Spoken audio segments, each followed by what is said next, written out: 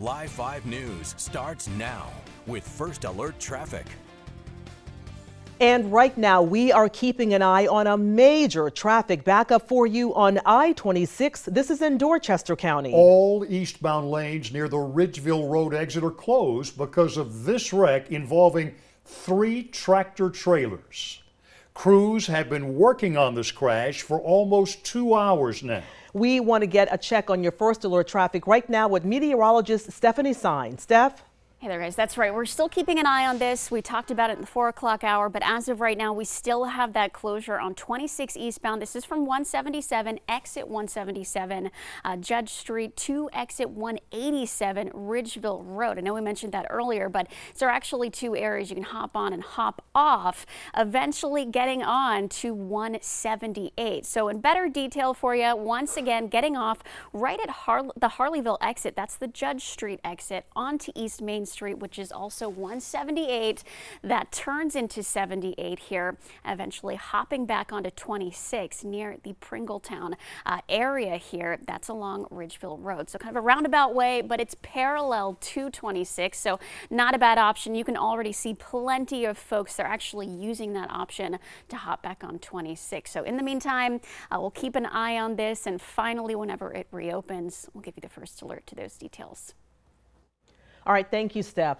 Right now, 911 calls from across the Lowcountry are being rerouted as emergency officials deal with service problems. Now, this is all because of a major AT&T outage. It's been affecting phone lines for more than 5 hours now. Taylor, hold this up for just a second so the folks can jot down these numbers. If you have an emergency, you're asked to call these temporary numbers on your screen. Go ahead and jot them down. They're for Berkeley, Charleston, Colleton, and Dorchester counties. Now, we are working to find out when that service will be restored for you.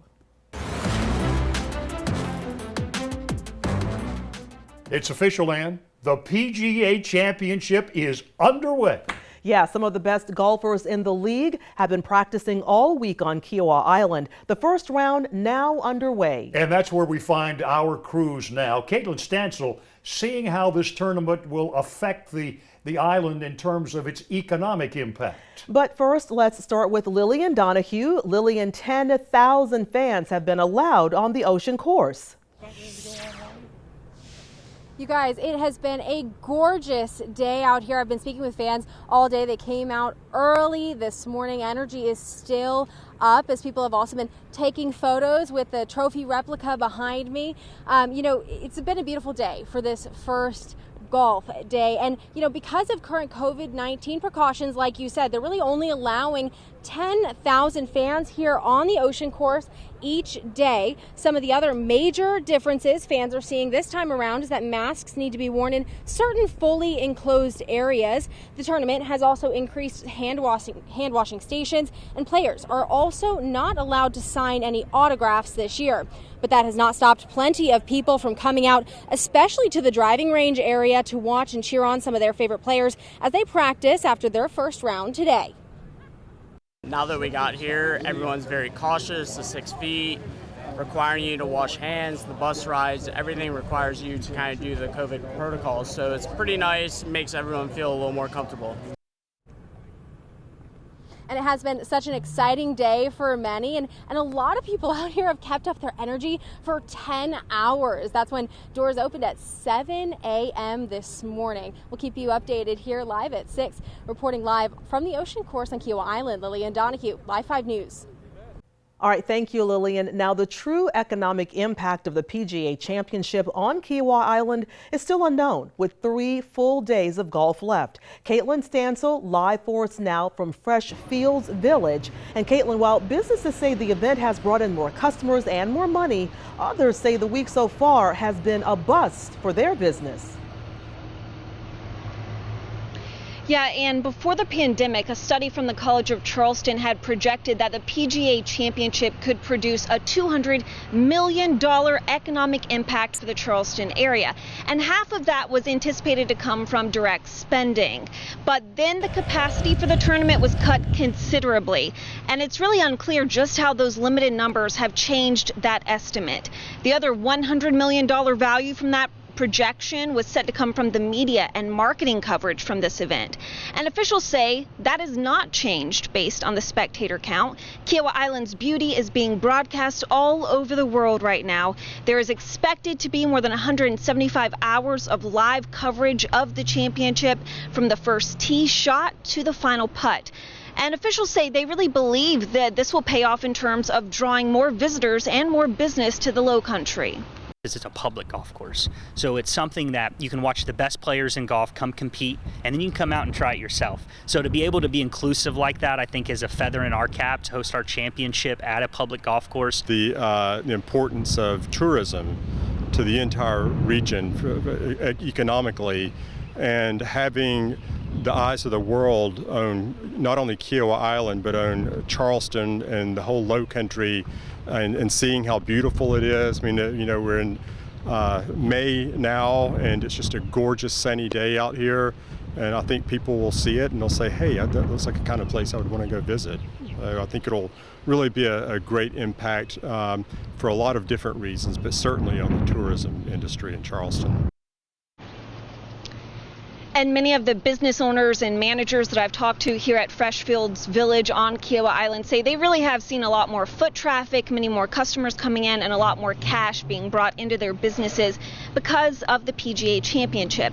But a bit further off the island, some other business owners say this event has been a bit of a letdown for them in terms of business. They believe that traffic is actually drawing people away from their businesses and keeping some of those regular customers that they do expect to see this time of year out of their vicinity. I'll explain more tonight ahead on Live 5 News at 7 o'clock, but live right now, I'm Caitlin Stansel from Freshfields Village on Kiowa Island. Back to you. Oh, it looks absolutely beautiful out there on Kiowa this afternoon. Chief Meteorologist Bill Walsh tracking these warm temperatures. Lots of sunshine outside, Bill, and even though the players aren't supposed to be giving autographs, nobody says you can't give me one. Your autograph. Bill, I'll be glad to give you an autograph anytime. It'll be worth about a nickel. Hey, take a look. There's a live picture. You talk about the beach. This is just down the beach. As you take a look from the Windjammer, this is Isle of Palms.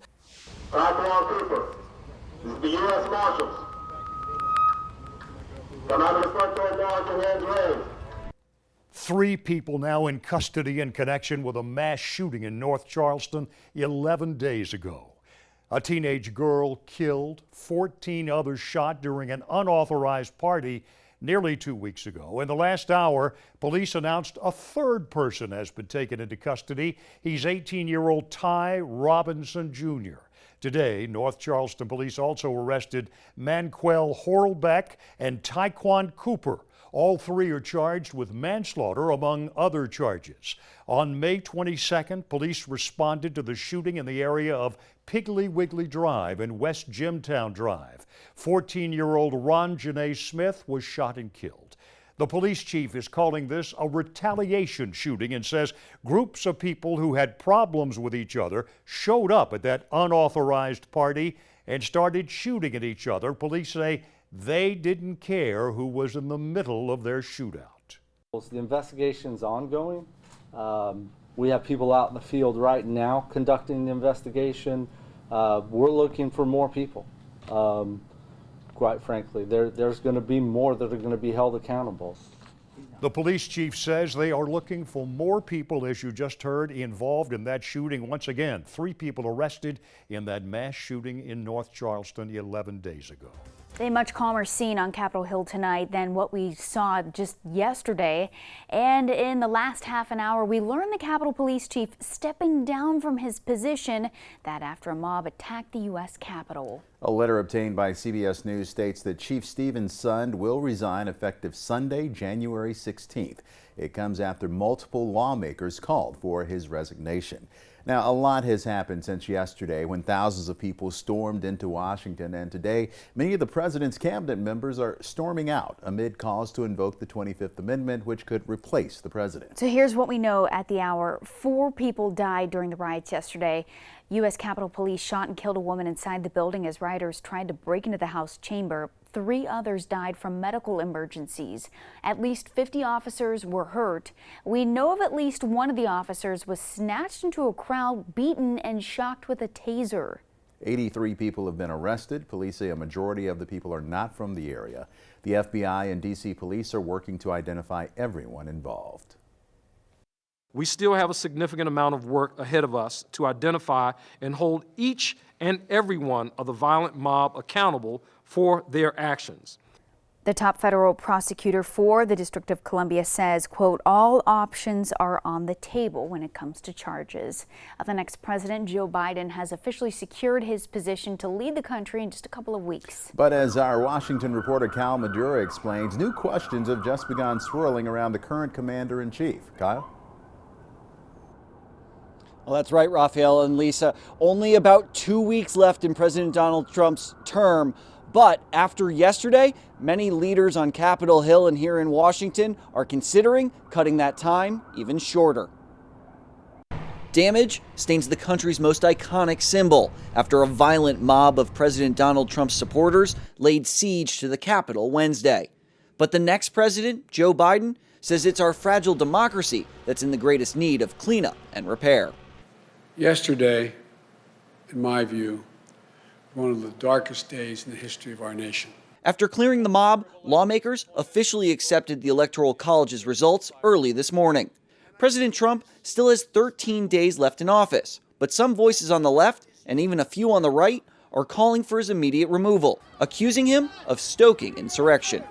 I think that this man is dangerous and should not be our president. All indications are that the president has become unmoored, not just from his duty, nor even his oath, but from reality. The majority of House Republicans and a handful of senators did object to the electoral count. It was never about politics for us. It was always about exercising our constitutional obligation. Calls to throw out the results in 6 swing states rehashed allegations of fraud and unconstitutional voting processes.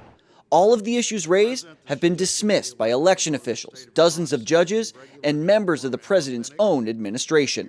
While upstate New York's Elise Stefanik did object to some states' electors, she says the country needs to accept the result. Of this election fully settled this morning? Yes. President-elect Joe Biden will be sworn into office on January 20th. Though there are still questions of how exactly a violent mob could seize control of the U.S. Capitol, it is back open. Now the question before lawmakers, how they restore that lost sense of security and how to find a way to work together across the aisle in a new year and new Congress. Live in Washington, Kyle Madura, Live 5 News. Thank you so much for that report, Kyle. And the mayor of Washington, D.C. has extended the public emergency declaration for another 2 weeks there. The government now moving in 6,200 National Guard members and installing 7-foot-tall fences in preparation for Inauguration Day.